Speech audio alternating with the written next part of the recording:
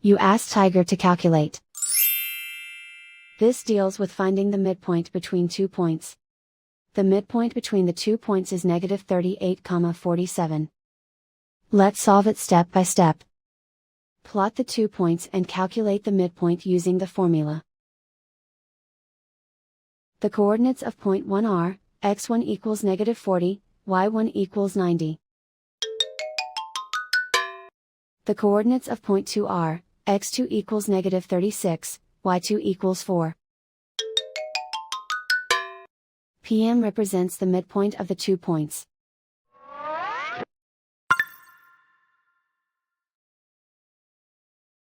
Use the x values in the midpoint formula to find the midpoints x. x1 equals negative 40. x2 equals negative 36. Simplify the arithmetic.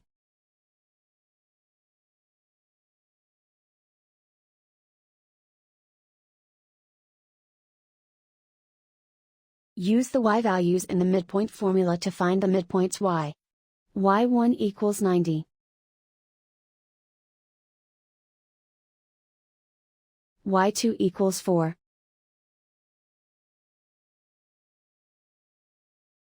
Simplify the arithmetic.